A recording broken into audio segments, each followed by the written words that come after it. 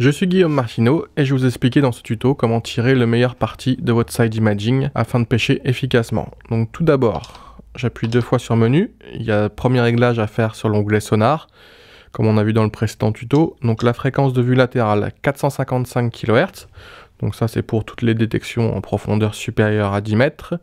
Et si vous voulez avoir une détection très précise, vous passez en 800 kHz. Forcément, ça change l'image avec les réglages qui étaient effectués sur le 455. Et le 800 kHz sert entre 0 et 10 mètres pour avoir le maximum de précision. Moi, je vais revenir en 455 pour ce tuto. Et la dernière chose à régler dans l'onglet sonar est les lignes de portée side imaging. Donc ça va vous permettre, on va le voir très vite, d'afficher tout simplement les distances avec les lignes pour situer au mieux les différents obstacles sur l'image side imaging.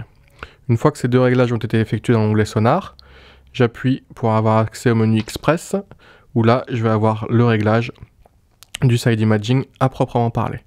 Donc double alarme, on l'a vu, je détecte à gauche et à droite. Si je veux simplement passer en side imaging, je mets à droite, je me mets sur cet onglet droite et j'aurai toute la berge ou tout le côté droit du bateau.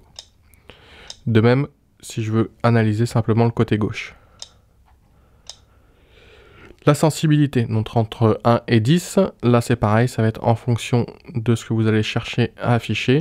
Plus je vais augmenter ma sensibilité, on le voit sur l'image, plus je vais avoir tous les petits reliefs et les ombres qui vont être augmentés. Donc là c'est vraiment en fonction du bateau et du spot que vous allez pêcher. Vous venez régler votre sensibilité afin d'avoir la meilleure image possible. Les améliorations. Sensibilité, on a déjà vu. Le contraste, là aussi, en fonction de la luminosité du soleil et de ce que vous voulez faire ressortir sur l'image. On voit bien que quand je force sur mon contraste, les lignes de démarcation sont beaucoup plus nettes et j'ai aussi tous les blocs qui vont apparaître. Donc généralement, moi, je reste sur du 12. Netteté, là aussi, c'est juste pour avoir un affichage en fonction de ce que vous voulez. Donc généralement, on reste inactif sur cet appareil-là.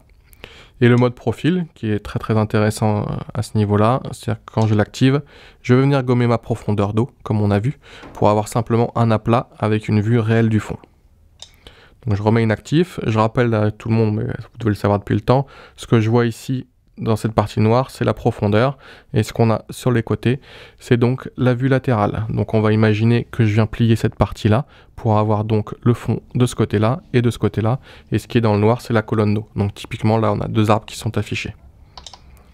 Donc je reviens sur le réglage, la plage ici, donc c'est la plage où je vais analyser le fond, donc 36 mètres à gauche et à droite. C'est-à-dire que là, je peux forcer, je peux lui dire d'analyser sur 70, 120 mètres. Bon, là, on est dans des petits fonds et avec pas beaucoup de plage latérale. Donc, on va repasser sur 35 mètres. Et donc, ici, on va avoir une vue parfaite. Moi, c'est vrai qu'en utilisation globale, je me situe entre 30 et 50 mètres, suivant les plans d'eau que je vais exploiter. La vitesse de défilement, là aussi, entre 6 et 7, comme sur l'onglet sondeur. Et les couleurs au choix de chacun afin de permettre de faire ressortir le plus grand nombre de détails. Donc on voit très bien ici on avait des ridins de sable, là on a cette ombre qui correspond à un bloc de sable et on repart après sur une détection avec des arbres. Donc avec ces petits réglages, il ne faut pas hésiter à les faire régulièrement en action de pêche, surtout sur l'amélioration comme on l'a vu, ou sur la sensibilité à ce niveau-là, où vous pouvez laisser afficher justement comme avec l'onglet sondeur pour avoir un ajustement précis en fonction du type de pêche que vous allez faire. Voilà, avec ces petits réglages, vous avez l'essentiel du side imaging et à très bientôt pour un nouveau tuto.